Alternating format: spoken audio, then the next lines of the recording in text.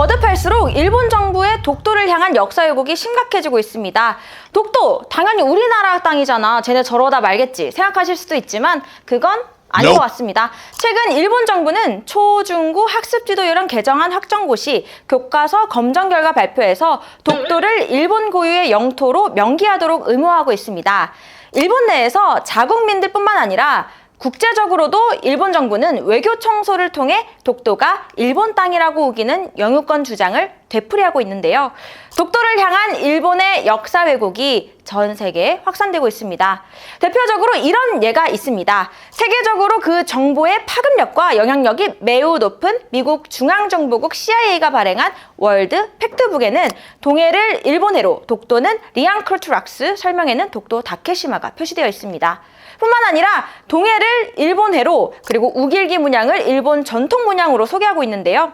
다케시마, 일본의 우길기, 지금 이 말씀드린 세 가지의 공통점 뭘까요? 바로 제국주의 전쟁 범죄의 역사 속 증거들입니다.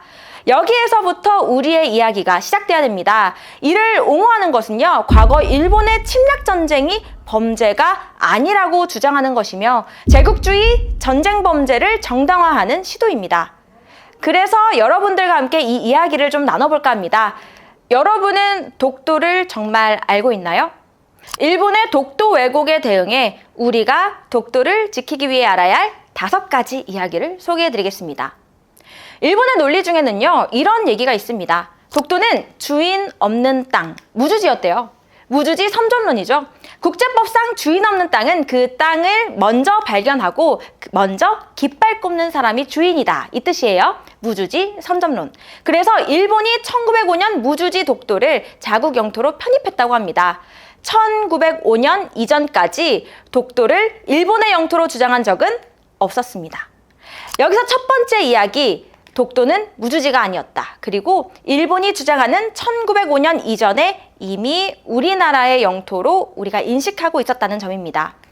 독도가 우리나라 땅인 이유 얘기할 때 지리적 인접성 얘기하잖아요. 그 얘기가 기록에도 있죠. 세종실록 지리지의 우산과 무릉 두 섬은 울진현의 정동쪽 바다에 있다. 두 섬의 거리는 서로 멀지 않아 날씨가 맑으면 바라볼 수 있다. 자, 여기서 날씨가 맑으면 볼 수 있다. 지리적 인접성이 왜 중요할까요? 우리는 서로 가까워서 눈으로 볼 수 있다는 뜻입니다. 전통적인 관점에서 영토의 개념은요, 상식적으로 우리 눈으로 볼 수 있는 데까지, 가시거리까지가 우리 땅입니다. 우리 눈에 보이는 곳에 독도가 있지만 일본은 눈으로도 보이지 않는 곳에 있는 영토를 인식했을 리가 없겠죠? 지금 보이시는 일본의 지도에서도 확인하실 수 있습니다. 역사 속 우리의 독도는요, 일본이 편입했다고 말하는 1905년 그 훨씬 이전부터 우리의 영토로 우산도, 삼봉도, 속도 등의 이름으로 우리 역사 속에 함께했습니다. 그래서 이제 일본이 이렇게 말을 바꿨죠. 원래부터 일본이 독도의 주인이었는데 1905년에 다시 한번 편입했다고. 두 번째로 알아야 할 이야기가 바로 일본이 독도를 편입했다고 말하는 1905년에 있습니다. 1905년은요, 바로 러일 전쟁이 있었던 시기입니다. 여기에 정말 큰 문제가 있습니다. 1905년 러일 전쟁이 어떤 전쟁이에요? 한반도 지배권을 둘러싼 러시아와 일본의 제국주의 전쟁이었습니다. 전쟁 중에 전략적 요충지였던 독도를 군사 기지로 강제 편입한 것, 전쟁 중에 일어난 영토 침탈 행위라는 점입니다. 전쟁을 통해 획득한 땅, 심지어 한반도 침탈 과정에서 가장 먼저 뺏은 땅이 독도였는데 이 독도를 일본 영토라고 우긴다고요?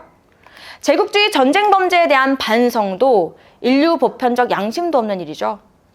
제2차 세계대전 전범국인 일본, 가해국이죠. 우리나라는 피해국입니다. 전쟁이 끝났어요. 그러면 그 전쟁으로부터 침탈한 것을 다시 원래대로 되돌려놔야 하죠.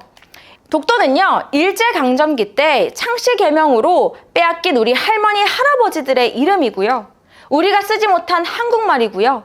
일본이 왜곡한 우리의 역사이고 일본이 빼앗아간 우리의 영토입니다. 일본이 제국주의 전쟁을 통해 침탈한 것을 다시 되돌려 놓아야 하는데 여기서 여러분이 알고 있어야 할 세 번째 이야기, 샌프란시스코 강화조약이 있습니다. 강화조약은요, 전쟁이 끝나고 싸운 나라 서로 강화, 즉 화해하자고 모여서 만든 약속입니다. 샌프란시스코에서 열려서 샌프란시스코 강화조약이고요. 여기 제2장 2조에는 이런 얘기가 있습니다. 일본은 한국의 독립을 인정하고 제주도, 거문도 및 울릉도를 포함한 한국에 대한 모든 권리, 권한, 그리고 청구권을 포기한다고 적혀 있습니다.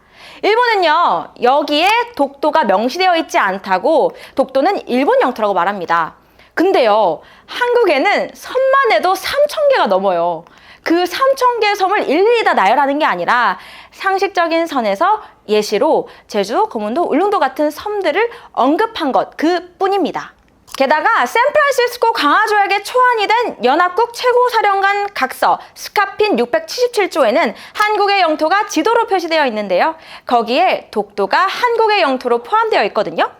여기에서 이렇게 말합니다. 일본의 영역에서 울릉도, 독도와 제주도는 제외된다고 규정하고 일본의 선박 및 국민이 독도에 접근하는 것을 금지한다 라고요.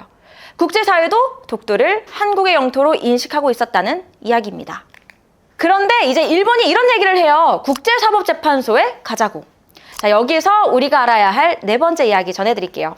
국제사법재판소에 간다는 건요, 일본이 독도를 분쟁지역이라고 공식적으로 정의하려는 술수에 불과합니다. 국제사법재판소에 독도 이슈를 회부하는 것은요, 이런 전제가 깔려있는 겁니다. 독도의 소유권이 불명확하다고 양측이 모두 동의해야 가능하다는 점입니다. 그러니까 우리도 독도의 소유권이 불명확하다고 인정하라는 뜻이고요. 일본의 독도 침탈, 나아가 한반도 침탈의 합법적 여지가 있다고 여기라는 뜻입니다. 이게 무슨 말인가요? 이건? 독도의 소유권 불명확하지도 않고요. 명백히 역사적, 지리적, 국제법적으로 한국의 고유 영토입니다. 우리는 국제사법재판소의 회부를 거부한다는 점 함께 꼭 짚어주시면 좋을 것 같습니다. 자, 이제 마지막으로 다섯 번째 이야기는요. 그럼 이제 우리는 어떻게 할까입니다. 우리는요, 1945년 일본 제국주의로부터 독립한 후에 독도에서 정당하게 우리의 주권을 행사하고 있죠. 실제 우리나라 사람들이 거주하고 있고요. 독도 경비대가 상주해 있고요. 독도에 대한 관심과 애정으로 온 국민의 생활 곳곳에 그리고 우리 마음 속에 독도가 함께하고 있습니다. 그런데 여전히 독도에 대해 잘못 알려진 정보들이 세계 곳곳에 있습니다. 독도에 대한 왜곡된 정보, 단순한 우연일까요?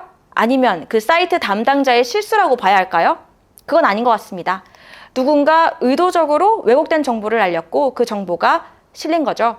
그래서 반크는 독도에 대한 올바른 정보를 세계 곳곳에 알려나갈 수 있도록 다양한 캠페인을 진행하고 있습니다. 일본의 독도 왜곡은요, 저러다가 말겠지 하고 끝날 일은 아닙니다. 독도에 대한 일본의 왜곡에 분노하는 것에서 그치지 않고 우리가 직접 올바른 정보로 독도를 지키는 일, 일본 제국주의 침탈 역사를 올바로 심판하고 정의하는 것, 그것이 지금 우리가 해야 할 일 아닐까 싶습니다. 이거 내가 어떻게 해 싶으시죠? 내가 아니면 누가 할까? 라는 마음으로 함께 해주시면 좋을 것 같습니다. 지금 아니면 언제? 라는 마음으로 지금 우리가 할 수 있는 일들로 독도를 함께 지켜가면 좋을 것 같습니다. 독도는 지식의 문제를 넘어 인식의 문제를 넘어 지키고 올바로 알리는 실천이 함께해야 합니다. 여러분도 함께해 주시길 부탁드리고요. 우리는 독립운동가는 아니지만 21세기 독립운동을 합니다. 우리는 외교가는 아니지만 21세기 외교활동을 합니다. 여러분이 그 활동의 주인공이 되시길 바랍니다. 감사합니다.